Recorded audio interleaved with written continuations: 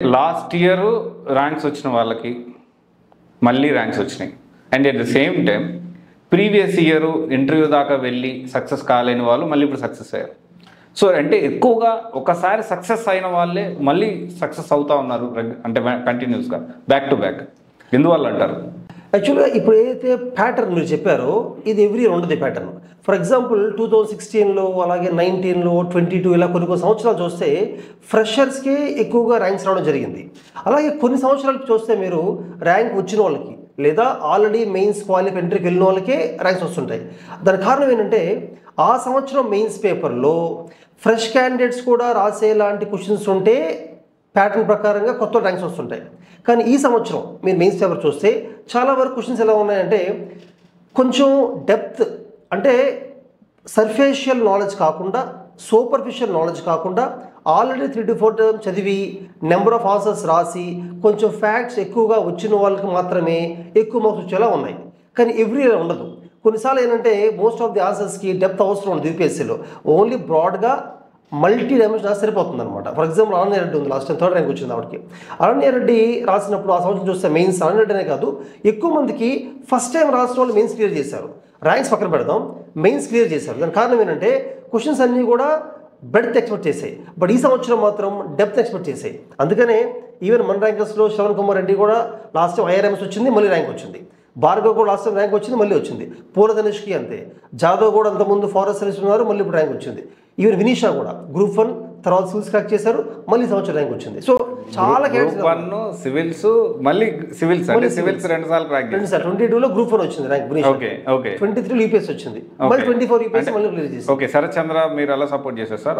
వినీషాకి అయితే మాత్రం నేను ఇచ్చింది ఓన్లీ ఇంటర్వ్యూ గైడెన్స్ మాత్రమే. లాస్ట్ 3 years నుంచి కూడా ఇంటర్వ్యూ గైడెన్స్ ఇస్తున్నా వినీషాకి. ఇంటర్వ్యూ కాకుండా రిమైనింగ్ గైడెన్స్ వినీషాకి ఏమీ లేదు. ఓకే. అంటే జనరల్ గా ఎన్ని ర్యాంక్స్ వచ్చాయి సార్ ఈ సంవత్సరం సార్ శరత్ చంద్ర ఐఏఎస్ అకాడమీకి? యాజ్ ఆఫ్ నో అయితే 27 ర్యాంక్స్ చూసాం మేము. ఇంకా కొన్ని ర్యాంక్స్ కౌంట్ చేస్తున్నాము. ఎందుకంటే ఈ సంవత్సరంలోనే కాకుండా లాస్ట్ ఇయర్ అంత ముందు ఇయర్ మేము గైడ్ చేసిన ర్యాంక్స్ వస్తున్నాయి కాబట్టి ఇంకా కౌంట్ చేస్తున్నాం. Process still going on. అలాగే నాకు వచ్చిన ర్యాంక్స్లో కొంతమంది మెయిన్స్ ఆన్సర్ రైటింగ్ గైడెన్స్ తీసుకుని ఉన్నారు, కొంతమంది పర్సనల్ మెంటర్షిప్ తీసుకుని ఉన్నారు, కొంతమంది ఓన్ ఇంటర్వ్యూ గైడెన్స్ ఉన్నారు, ఇంకొంతమంది కోచింగ్ ఉన్నారు. ఇలా మల్టిపుల్ వాటి నుంచి చూస్తే 27 ర్యాంక్స్ ప్లస్ స్టిల్ కౌంటింగ్ అనమాట.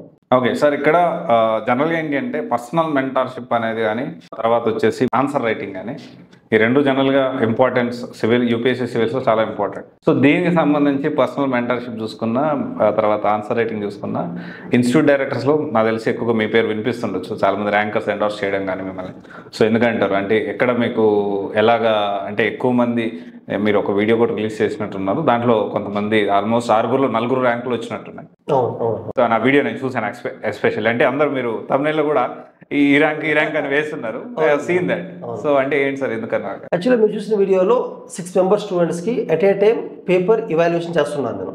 ఓకే. నేను జనరల్గా ఏం చేస్తానంటే కొన్నిసార్లు 1-to-1 చేస్తాను, ఎక్కువసార్లు అంటే ఒక 4-5 స్టూడెంట్స్ కలిపి సేమ్ ఎగ్జామ్ పెట్టి సేమ్ క్వశ్చన్స్ రాసినప్పుడు వాటిని కంపేర్ చేస్తూ కరెక్షన్ చేస్తాను. దానివల్ల ఏమవుతుందంటే కొంతమంది ఇంట్రొడక్షన్ బాగా రాస్తారు, కొంతమంది కంక్లూజన్ బాగా రాస్తారు, కొంతమంది ఫ్యాక్ట్స్ బాగా రాస్తుంటారు. కంపారిజన్ చేసినప్పుడు ఏమవుతుందంటే ఒక స్టూడెంట్ నుంచి ఇంకో నేర్చుకో అవకాశాలు ఎక్కువగా ఉంటాయి. అండ్ మీరు అన్నట్టు విధంగా చాలా ఇన్స్టిట్యూట్స్ కోచింగ్ లేదా మాక్ ఇంటర్వ్యూస్ ఈ రెండే ఫోకస్ చేస్తుంటాయి. బట్ మనం శరత్ చంద్ర అకాడమీలో అఫ్కోర్స్ కోచింగ్ ఉంటుంది, ఇంటర్వ్యూ గైడెన్స్ ఉంటుంది, కానీ దాంతోపాటు పర్సనల్ మెంటర్షిప్ని మెయిన్స్ ఆన్సర్ రైటింగ్ గైడెన్స్ ఎక్కువ ఫోకస్ చేస్తుంటాను.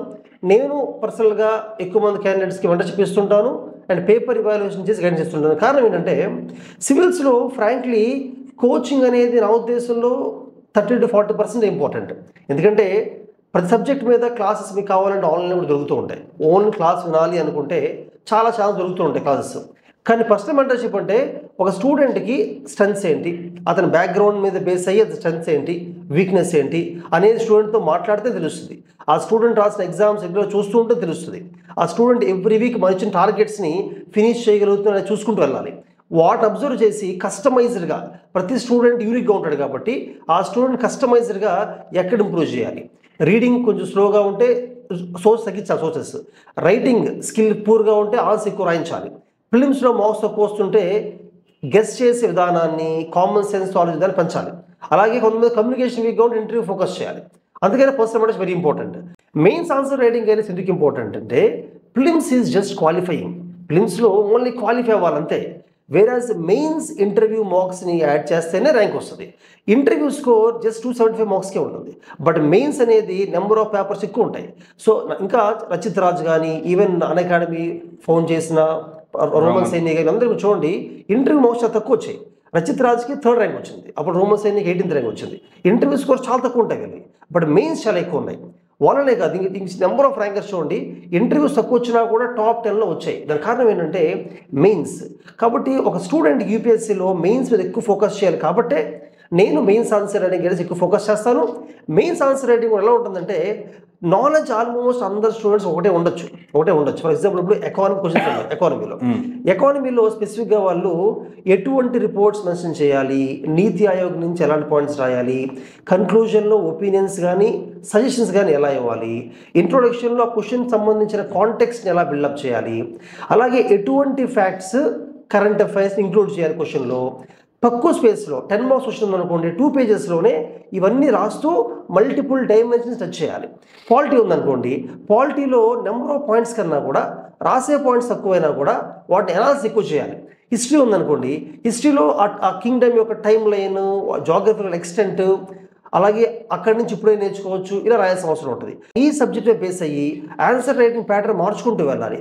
ఇది ఎక్కువ మంది స్టూడెంట్స్కి తెలియదు. ఎందుకు తెలియదు అంటే వాళ్ళు ఓన్లీ బుక్స్ చదువుతారు, మెటీరియల్స్ చదువుతారు, కానీ దాని ప్రజెంటేషన్లో ఎలా ప్రజెంట్ చేస్తే యూపీఎస్సీ ఎక్కువ మార్క్స్ తెలియదు. దాని మీద మనం ఫోకస్ చేయాలి. అంతేగాని బుక్లో ఉన్నది చెప్పి కోచింగ్ ఇవ్వడం అడ్వాంటేజ్ ఏముంది, బుక్లో ఎలా ఉంది, కోచింగ్ కావాలంటే యూట్యూబ్లో క్లాసులు ఉన్నాయి. అంటే మీరు ఎలా ఐడెంటిఫై చేస్తారు సార్? అంటే ఈ ఆన్సర్ ఇలా చేసి రాస్తే ఎలా ఉంటుంది, మీరు ఎలా? మంచి క్వశ్చన్ అండి. యాక్చువల్గా నేను సివిల్స్ ఎగ్జామ్ రాసినప్పుడు అండి నాకు general studies paper 1, 2, 3, 4 and SI highest marks వచ్చాయి నాకు. అలాగే ఆ రోజు నుంచి ఈ రోజు దాకా కూడా నేను ఎంతోమంది స్టూడెంట్స్కి మెయిన్స్ ఇవాల్యుయేషన్ చేస్తూ ఉన్నాను. సో నాకు ఎలా ఎక్కువ మార్క్స్ వచ్చాయో నా స్టూడెంట్స్లో కూడా ఎవరికి ఎందులో ఎక్కువ మార్కులు వచ్చాయో నాకు ఐడియా ఉంది. కాబట్టి ఎలా ఆన్సర్స్ రాస్తే మార్క్స్ ఎక్కువ వస్తాయో నాకు ఖచ్చితంగా తెలుసు. అంటే హిస్టరీ ఆన్సర్ రాస్తేనే GS 1 ఎక్కువ వస్తాయి, ఎకానమీ రాస్తేనే GS 3 ఎక్కువ వస్తాయి, ఐడియా ఉంది. దాన్ని బట్టి నేను స్టూడెంట్స్కి అది ఎక్కువ ఇన్పుట్ ఇస్తుంటాను. నేనే కాకుండా నాతో పాటు మా దగ్గర ఉన్న ఫ్యాకల్టీ కానీ పర్సనల్ మెంటర్స్ కానీ మేమందరం కూర్చొని డిస్కస్ చేసుకున్నప్పుడు ఏ పాయింట్స్ ఇంక్లూడ్ చేయాలి, మార్క్స్ ఎక్కువ రావాలంటే ప్యాటర్న్ ఎలా మార్చాలి మాడుతూ ఉంటాం. అందుకనే నాతో పాటు మా టీం మెంబర్స్ కూడా మా స్టూడెంట్స్కి పేపర్ ఎవాల్యుయేషన్ చేసినప్పుడు I give them A framework, A framework చెప్తుంటాను, దాన్ని బట్టి దే ఎవాల్యుయేట్స్.